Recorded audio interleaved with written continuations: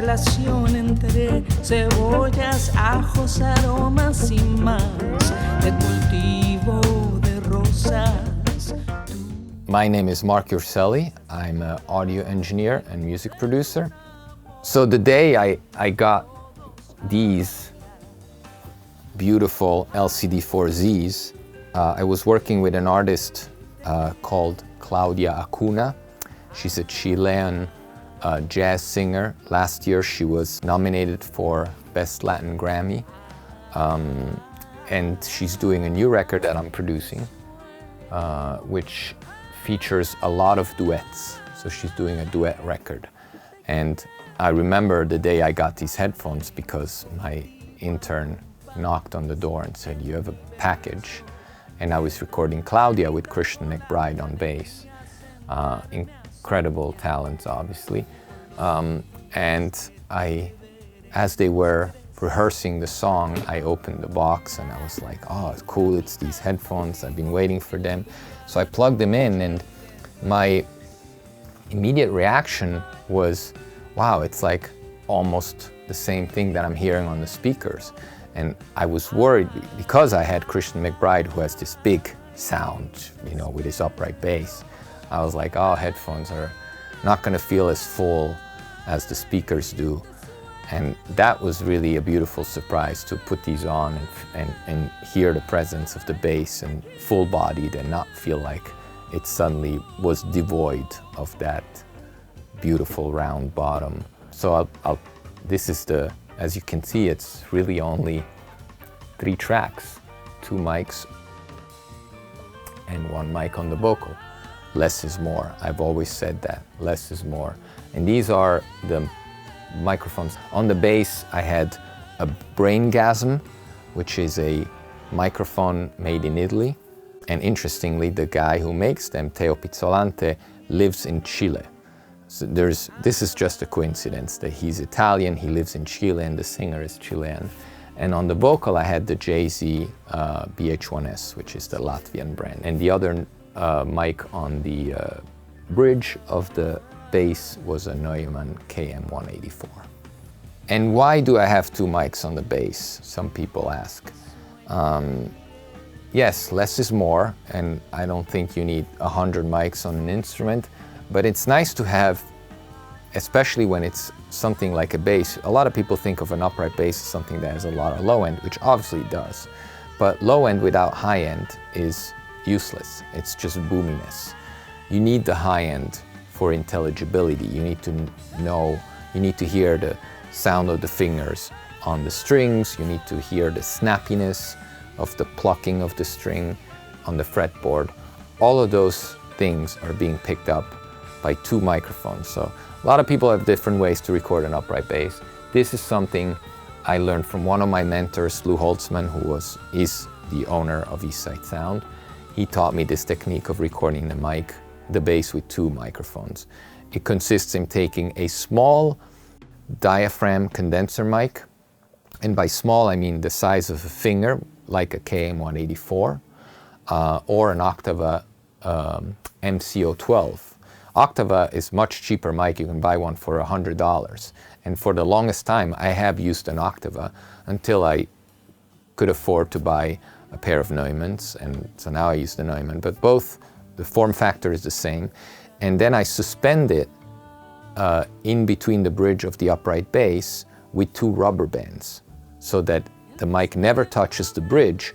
And most importantly, the mic moves with the bass player. So if the bass player is playing and he's doing a little bit of swaying, he's not moving on and off the mic. The mic is moving with the strings, with the bridge, with the bass, and is always in the same position, and is pointing upwards. Therefore, it's pointing towards the string.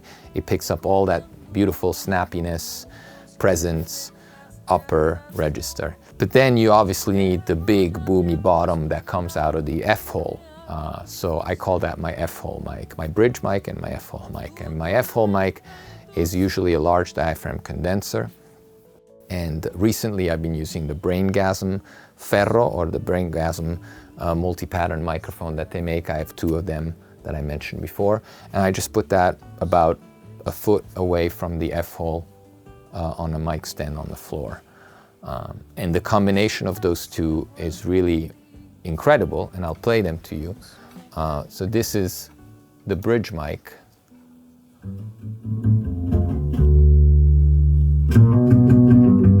You can hear all the snappiness, all the string noise, and then the F-hole mic.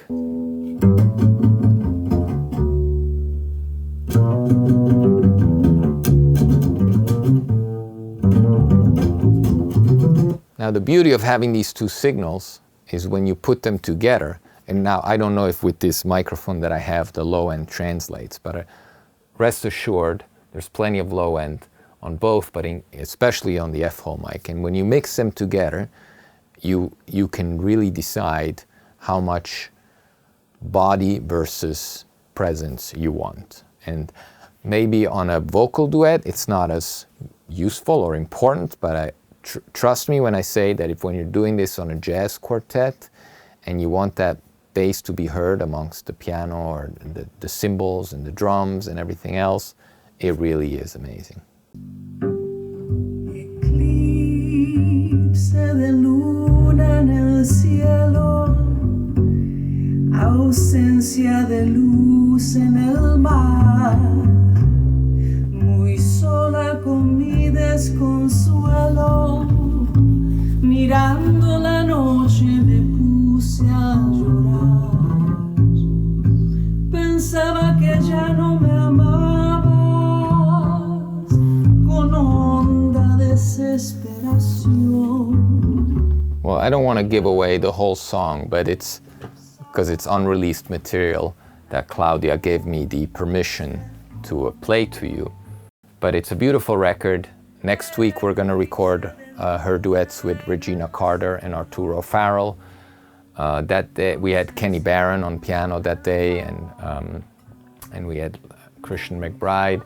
And even now I'm repeating the experience that I had back then of putting on the headphones and being so satisfied and positively surprised by how close it sounds to what I'm hearing from these incredible speakers. So it's such a pleasing experience to put on a set of headphones and not go like, ah. So you can see that there's 3 takes of the same song, and you can see that these 2 are on this track and this one is on this track. And what that is it's this is the same room and this is an ISO booth. And for every one of these duets, Claudia wanted to try to be next to the musician or away from the musician. Not for any particular reason, she just wanted to feel both. And I now played you the 3rd take. I don't even know if this is the take we're going to be using because we're still working on this record. But she did 2 takes where she was right next to Christian and 1 take when she was in the ISO booth. And for every one of the duets, Kenny Barron, we're going to do it for Arturo Farrell, Regina Carter. She's going to do the same thing. She's going to do a take or 2 either in the ISO booth or in the live room with the musician, and then choose which one she prefers. Obviously, when you're in the same room, the communication between the musicians is in a way closer, better. They don't need to use headphones, which is another big thing for a lot of these musicians. Being able to hear their instrument or their voice acoustically without having to listen through headphones is an advantage. Sometimes, you want to be in a booth, so you have the option to do an overdub should you choose to do that. As you can see on this session, there's no overdubs. There's not a single insert. They're all live takes. But if she decided to redo, say, the first verse of this song in this take, she could do it when she's in the ISO booth, but she couldn't do it when she's next to Christian, because her voice would be leaking onto Christian's microphones. So that's really the difference, and that's why we did the 2 versions. The green track is just a rough mix. I always do that. In the studio, I never want to be caught at the end of the session by the artist saying, can you give me some rough mixes? And me saying, oh yeah, just give me an hour and I'll print all of the songs you just did again. No, so I've learned that 15 years ago. Never make somebody wait, do everything as it happens. So I always, every time I set up a session, I set up my tracks, and then I set up an aux track and an audio track, and I run that through. In this case, I didn't even do it, but sometimes I have a little bit of compression on the aux track, just so that they can take home a rough mix that sounds not too quiet. And I print it at the same time, so it's ready for them to take home. And I label them. See, you can't see it obviously from where you are in the camera, but it says Eclipse Take 1, Eclipse Take 2, Eclipse Take 3. I export these 3, and usually at the end of a session, by the time they walk back to the control room after they said we're done, I'm already transferring those mixes to them. They're always impressed by the fact that by the time they walk here, they already have their rough mixes in their emails. So they can listen to all the takes and choose which ones they like. Preparedness is one of the number one things I preach to my students when I do workshops, to my interns, to my assistants. Always over-prepare. Always be ready for anything, and you will not be caught unprepared. Because what you don't want is somebody to ask you something and you be caught like off guard. Something I learned especially with Hal Wilner. He was a fantastic human being, a fantastic producer. He was not one of the most organized people I knew. So he would literally throw me curveballs, not because he liked to do that, just because he was very spontaneous. So one day he'd be like, yeah, we're doing this thing with a quartet. But then the next day you go to the session and you find out that it's not a quartet, it's now a septet. And so what I did very soon after learning Hal Wilner's way of working was to over-prepare everything. So if he said there's a string quartet, I'm going to assume there's at least 5 or 6 string players set up, which means preparing 2 extra mics, 2 extra headphones, 2 extra music stands, 2 extra headphone mixers, so that if there is 2 extra string players, I don't have to run around like a chicken without a head trying to make things happen when everyone is arriving and wanting to get sound and get ready. And it's been a lifesaver, because Hal used to do that all the time. He had this fantastic talent for putting people together, but it also came with him just calling people like, hey, are you available? And it'd be last minute. You know, when we did the Nick Cave song in LA, Cosmic Dancer, that's on that record, the same day he also invited Maria McKee. So we actually used the same rhythm section to record both of those songs. And that he used to do that very often. He would hire a rhythm section and then see who was available as the main artist, the singer.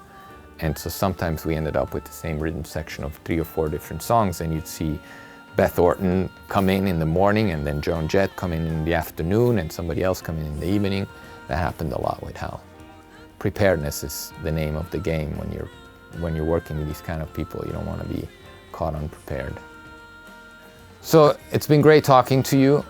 It's kind of time for me to go back to work and keep working on this Claudia Acuña album that I'm producing. She's coming in Monday to do more recording, and I need to choose these takes and mix them and whatnot. So thank you very much.